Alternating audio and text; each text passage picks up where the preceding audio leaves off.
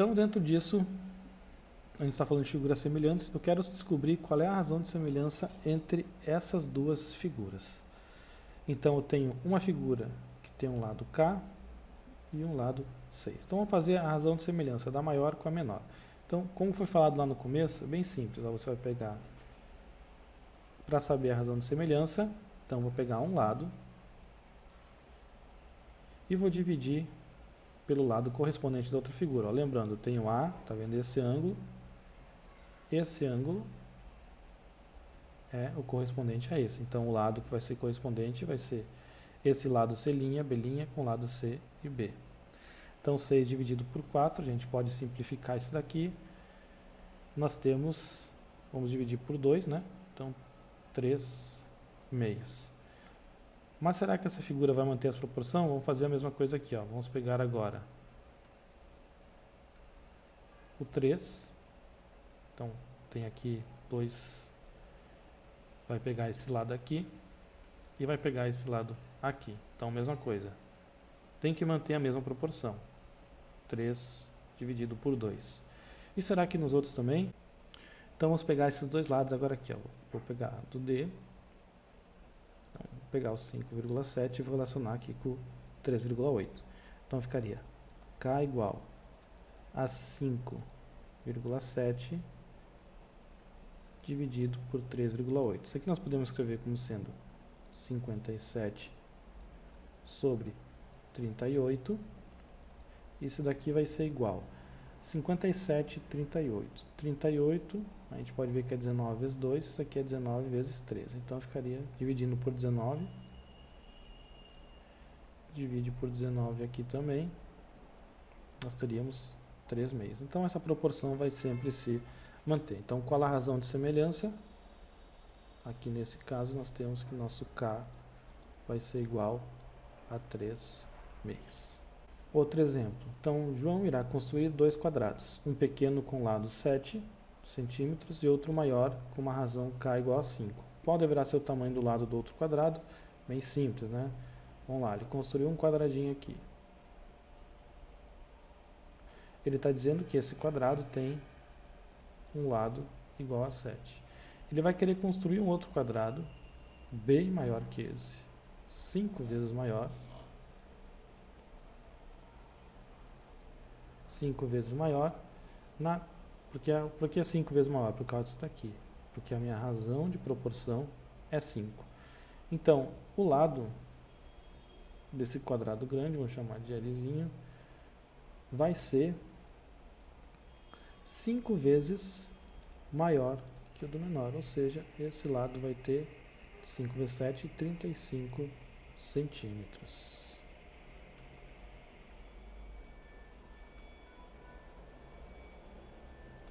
35 centímetros, tá?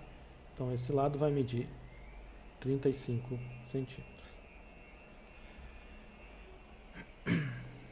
Então, um engenheiro construiu uma planta baixa de uma casa, as dimensões do terreno em sua planta. Então, ele desenhou o terreno, tá lá o terreno, desenhado ele, na planta dele. Vai ter dimensões de 10 centímetros por 25 centímetros. Então, ele quer saber a escala, qual é a escala que está sendo usada, se o terreno mede 20 por 50. 20 por 50. Então, o tamanho real do terreno, né? Vou fazer um terreno maior aqui. Ele vai medir 20 metros por 50 metros. Então, qual é a escala? Bom, da escala, nós sabemos que a escala, ela é quem? É a distância que eu construí minha planta, que está aqui, vamos botar aqui planta, né? E aqui nós temos o tamanho real do terreno. Então, a distância da planta é dividido do tamanho real. Então, a escala nesse caso aqui seria o quê? Qual é a minha distância? Então, vou pegar somente um lado aqui, 25 centímetros. Só que aqui eu tenho centímetros, né? E aqui eu tenho metros. Então, vou ter que transformar isso aqui para centímetro. Multiplica por 100. Isso aqui vai ficar 5.000 centímetros. A gente pode dividir aqui, simplificando isso. Nós vamos chegar em 1. E aqui vai ficar 2 e os dois zeros daqui, 1 para 200. Ou seja, essa escala que ele está usando aqui vai ser uma escala 1 para 200.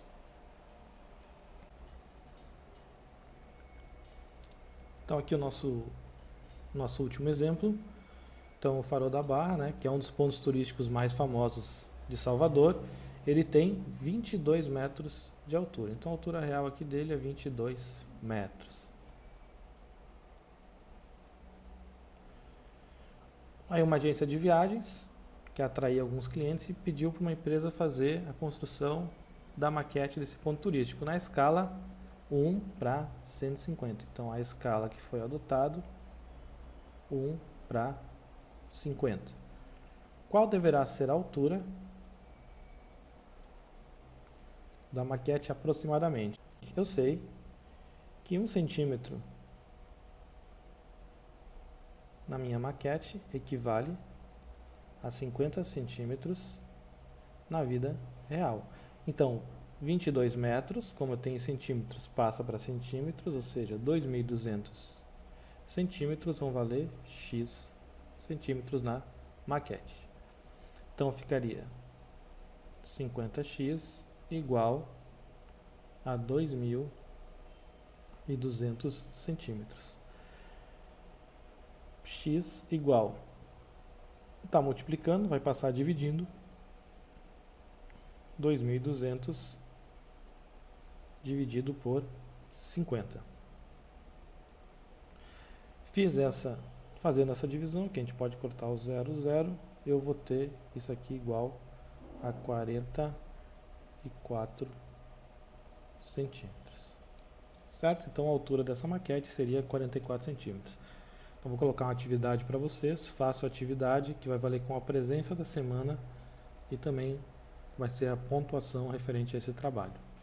Fique atento ao Teams que eu vou passar algumas informações para vocês a respeito da avaliação final do trimestre. Muito obrigado aí pela atenção de todos.